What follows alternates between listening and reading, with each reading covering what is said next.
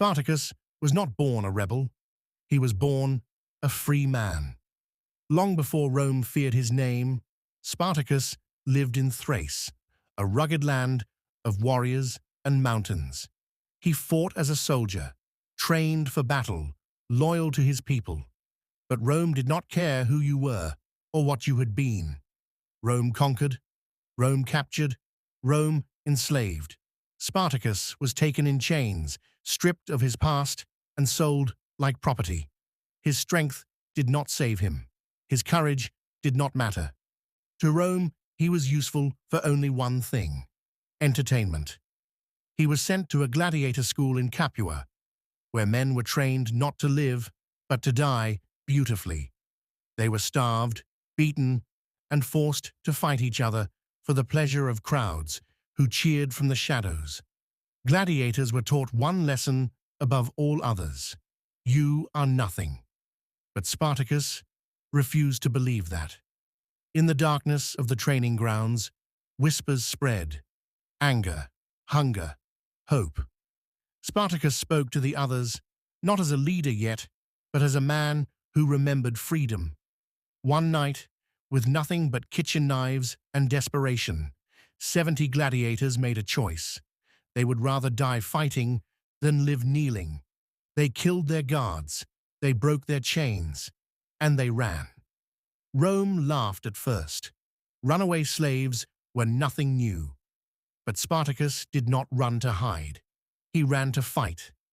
The escaped gladiators fled to the slopes of Mount Vesuvius, where more slaves joined them, men beaten by masters, women taken from families, children born into chains. What began as a handful of fugitives became an army. Not trained soldiers, not nobles, slaves. Rome sent a small force to crush them, confident it would end quickly. The Roman commander trapped Spartacus's men on the mountain, blocking the only path down. Rome believed the rebels were cornered, but Spartacus did the unthinkable. Using vines, ropes, and sheer will, his army climbed down the steep cliffs at night, circling behind the Roman camp. At dawn, they attacked. The Roman force was annihilated. Panic spread. This was no longer a slave revolt. This was war. Spartacus trained his army, not like gladiators, but like soldiers.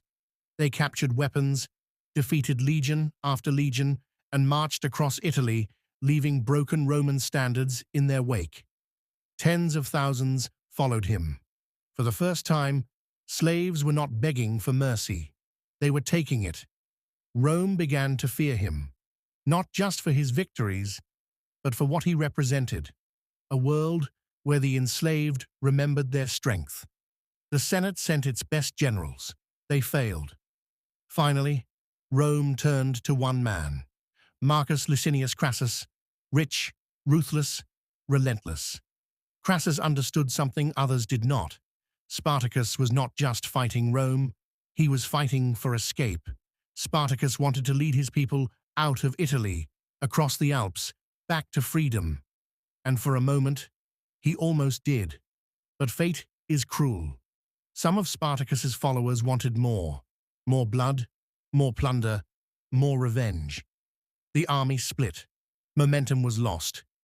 Crassus closed in. Battle after battle drained the rebel forces. Supplies dwindled. Hope thinned. Still, Spartacus did not surrender. In the final confrontation, Spartacus charged directly toward Crassus, cutting down Roman soldiers as if possessed. He was wounded, surrounded, bleeding, yet he fought on. According to legend, Spartacus was last seen standing on a mound of Roman corpses, refusing to fall. When the battle ended, his body was never found. Rome crucified 6,000 captured rebels along the Appian Way, stretching for miles, a warning to anyone who dared dream of freedom. Rome believed it had erased him. It was wrong. Spartacus failed to destroy Rome, but he did something far more dangerous. He proved that Rome could bleed. He proved that slaves could rise. And centuries later, his name still stands. Not as a king, not as an emperor, but as something far more powerful. A man who chose freedom, even when it meant death.